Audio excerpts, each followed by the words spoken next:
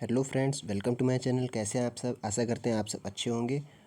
ठीक है, तो फ्रेंड्स आज की जो हमारी वीडियो का टॉपिक है वो है मोस्टली आपकी फिजिक्स में दो टॉपिक इंपॉर्टेंट हैं। कौन से हैं टॉपिक? जैसे ये पहला है हाफ वेव रेक्टिफायर। आपसे पूछा था पी एन संधि डायोड का उपयोग करके अर्ध तरंग दृष्टिकारी का परपथ खींचना है। और ठीक है, और दूसरा टॉपिक है पी एन संधि डायोड का उपयोग करके पूर्ण तरंग दृष्टिकारी, यानी आप कह सकते हैं full wave rectifier and half wave rectifier. ठीक है, फुल वेव रेक्टिफायर और हाफ वेव रेक्टिफायर में क्या है डिफरेंस, उसको हम समझते हैं। तो पहले हम सबसे पहले समझेंगे पी एन संधि डायोड के द्वारा उपयोग करके अर्ध तरंग दृष्टिकारी का परपथ कैसे बनाते हैं। ठीक है, तो टाइम ना वेस्ट करते हुए शुरू करते हैं वीडियो को। ठीक है, तो सबसे पहले आप देख सकते हैं कि आपकी स्क्रीन पर ये देखिए, ये जो डायग्राम आप देख रहे हैं ये है अर्ध तरंग दृष्टिकारी का डायग्राम है। कैसे वर्क करता है, क्या इसमें यूज़ करते हैं, कैसे क्यों, ठीक है, कैसे वर्क होता है इसका, इसको समझते हैं हम लोग। ठीक है, और ये बहुत ही इंपॉर्टेंट टॉपिक है। ये आपके 100% पेपर में कोई ना कोई क्वेश्चन जरूर फंसेगा। ये आपसे पूछ सकते हैं हाफ वेव रेक्टिफायर, या आपसे पूछा जा सकता है फुल वेव रेक्टिफायर। दोनों ही क्वेश्चन मैं लेके आया हूँ, दोनों क्वेश्चन के बारे में आज हम लोग बात करेंगे। ठीक है, पहला आपके पास सामने है हाफ वेव रेक्टिफायर। तो हाफ वेव रेक्टिफायर में क्या होता है, देखिए बनावट देख लेते हैं पहले इसकी हम लोग। बनावट में लिखा हुआ है जो उसी तरफ से मैंने बनाया हुआ है। क्या लिखा है देखिए बनावट, इसमें ट्रांसफार्मर की प्राथमिक कुंडली पी को एक प्रत्यावर्ती धारा स्रोत से जोड़ा जाता है। अच्छा, ये बनावट समझने पहले से हम लोग इस डायग्राम को जरा देख लेते हैं। देखिए यहाँ पर जो आप ये देख रहे हैं ये क्या है, प्रत्यावर्ती निवेशी वोल्टेज है कोई। ठीक है, और यहाँ पर आप जो देख रहे हैं ये एक ली गई है, ये प्राथमिक कुंडली है, पहली कॉइल है और ये दूसरी कॉइल है। प्राथमिक को पी से दिखाया गया और सेकेंडरी को एस से दिखाया गया। ठीक है, सेकेंडरी कॉइल।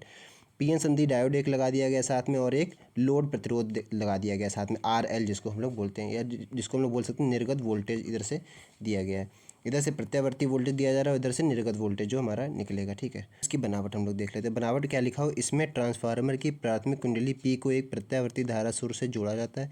जो ट्रांसफार्मर की प्राथमिक कुंडली है हमारी पी, इसको किससे जोड़ा जा रहा है, प्रत्यावर्ती धारा स्रोत से, यानी अल्टरनेट वोल्टेज से जोड़ा जा रहा है। ठीक है, तथा द्वितीय कुंडली एस में एक पीएन संधि डायोड तथा एक लोड प्रतिरोध आर एल श्रेणी क्रम में जोड़ देते हैं।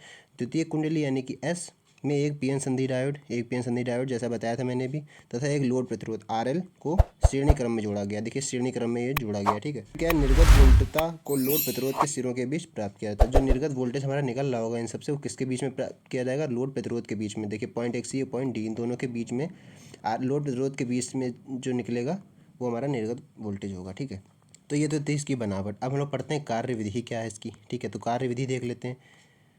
क्या है कार्य विधि है, निवेशी प्रत्यावर्ती वोल्टेज के धनात्मक अर्ध चक्र में जब द्वितीय कुंडली का सिरा ए बी के सापेक्ष धनात्मक होता है। देखिए बिल्कुल जैसे लिखा हो बिल्कुल आपको इसी तरह से लिख देना है। ठीक है, यहाँ पर देखिए अब क्या लिखा है, निवेशी प्रत्यावर्ती वोल्टेज के धनात्मक अर्ध चक्र में जब पहला पॉजिटिव चक्र लिया जा रहा है, पहला पॉजिटिव साइकिल ली जा रही होगी, तब क्या है, जब तब द्वितीय कुंडली का सिरा ए बी, द्वितीय कुंडली सिरा यानी सेकेंडरी का सिरा ए और बी क्या होता है, ए बी के सापेक्ष धनात्मक हो जाता है। ए जो है वो बी के सापेक्ष पॉजिटिव रहेगा पहले पहले हाफ साइकिल में। ठीक है, तो संधि डायोड अग्रदिशिक की स्थिति में होता है।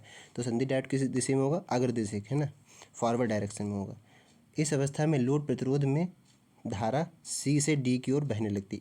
इस वाले में क्या होता है, जब ए जो है वो बी के सापेक्ष पॉजिटिव होता है, तो जब धारा बहेगी वो सी से डी की ओर बहेगी, सी से डी की ओर बहेगी। ठीक है, इसके बाद ऋणात्मक अर्धचक्र में जब कुंडली का सिरा ए बी के सापेक्ष ऋणात्मक होता है, जब बी के सापेक्ष ऋणात्मक, अभी पहले का था बी के सापेक्ष धनात्मक था, अब बी के सापेक्ष ऋणात्मक होगा, तब क्या होगा, तो संधि डायोड पश्च दिशा, तब हो जाएगा बैकवर्ड डायरेक्शन में। ठीक है, वो पहले जब ए जो होगा वो पॉजिटिव होगा बी के सापेक्ष, तब फॉरवर्ड डायरेक्शन में, और ए है जब वो बी के सापेक्ष ऋणात्मक होगा तब बैकवर्ड डायरेक्शन यानी पश्च दिशा की स्थिति में होता है।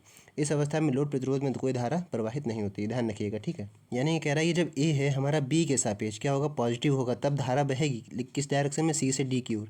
लेकिन जब यही ए बी के सापेक्ष निगेटिव हो जाएगा, यानी कि है ना माइनस में हो जाएगा, तब ये धारा इसमें कोई प्रवाहित नहीं होगी। उसके बाद अतः पीएन संधि डायोड की अर्ध तरंग दृष्टिकारी में केवल धनात्मक अर्धचक्र में ही लोड प्रतिरोध में धारा का प्रभाव होता है। बस इतना आपको लिख देना। जो पीएन संधि डायोड का जो अर्ध तरंग होगा उसका मतलब क्या है, केवल धनात्मक अर्धचक्र में ही लोड प्रतिरोध में धारा प्रभाव होगा, यानी कि केवल पॉजिटिव, जब केवल ए जो है बी के सापेक्ष पॉजिटिव रहेगा, ए जो है वो बी के सापेक्ष केवल पॉजिटिव रहेगा, तभी धारा प्रवाह होगी इसमें, अन्यथा नहीं होगी। अगर ये नेगेटिव होगा बी के सापेक्ष तो धारा प्रवाह नहीं होगी। ठीक है, इतना था हमारा हाफ वेव रेक्टिफायर यानी अर्ध तरंग दृष्टिकारी।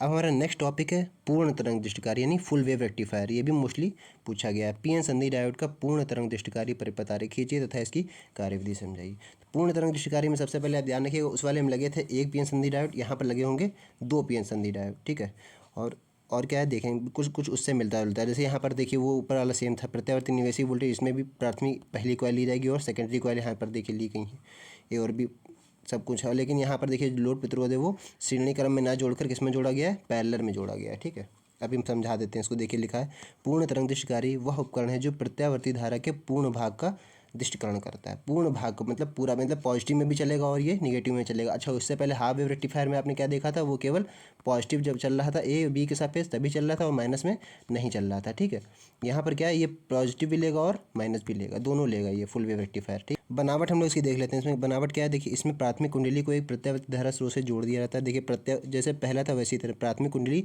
सेम रहेगी इस फुल वेव रेक्टिफायर में, एक अल्टरनेट सोर्स से जोड़ दिया जाता है। ठीक है, तथा द्वितीय कुंडली से दो संधि डायोड D1 व D2 जोड़ दिया जाता है। देखिए D1 मतलब डायोड 1 और D2 यानी डायोड 2, दो डायोड लिए गए हैं। ठीक है, इसमें पी क्षेत्र को एक दूसरे से जोड़ देते हैं। अच्छा, जो इसमें पी क्षेत्र है इसमें एक दूसरे को इससे जोड़ देते हैं। ठीक है, पी क्षेत्र इधर वाले को दूसरे जोड़ देते हैं। देखिए यहाँ सेकेंडरी 1 और यहाँ सेकेंडरी कॉइल 2, दोनों क्षेत्र को जोड़ देते हैं तथा लोड प्रतिरोध RL को द्वितीय कुंडली के केंद्रीय निष्कास T तथा N क्षेत्र के बीच जोड़ दिया था। इन्होंने यहाँ समांतर नहीं बताया लेकिन हम बता रहे हैं आपको। ठीक है, यहाँ जो लोड प्रतिरोध आप देख रहे हैं वो पैरेलल में जोड़ा गया है। ठीक है, निष्कास T तथा N क्षेत्र के बीच जोड़ दिया जाता है। जो T और N क्षेत्र है, यहाँ पर T और ये N क्षेत्र है। ठीक है, उसके बीच में जोड़ दिया जाता है। ठीक है, ये थी इसकी बनावट। अब हम लोग इसकी पढ़ते हैं कार्यविधि। कार्यविधि में कैसे लिखेंगे, निवेशी प्रत्यावर्ती वोल्टेज के धनात्मक अर्धचक्र में जब द्वितीय कुंडली का सिरा ए बी के सापेक्ष धनात्मक होता है तो संधि डायोड D1 अग्रदिशा की स्थिति में होता है। यहाँ पर देखिए क्या कह रहा है, जब जो डायोड होता है हमारा, जो PN संधि डायोड का D1 है, वो जब ए और बी, ए जो है वो बी के सापेक्ष पॉजिटिव होता है, तब हमारा जो डायोड D1 है वो अग्रदिशिक में होता है। ठीक है, ये डायोड 1 की बात हो रही, इतनी सी बात हो रही है केवल। ठीक है, वो अग्रदिशिक में होता है। ठीक है, फिर क्या कह रहे हैं, अगर इसी की स्थिति में होता है। ठीक है, फिर इस अवस्था में D1 से धारा C से D की ओर बहने लगती है। ठीक है, जबकि D2 में धारा प्रवाह शून्य होता है। जब पहली कंडीशन में जब A होगा हमारा B के सापेक्ष, जब पहली कंडीशन में A हमारा B के सापेक्ष पॉजिटिव होगा, तब यहाँ पर देखिए जो D1 है वो हमारा फॉरवर्ड डायरेक्शन में होगा।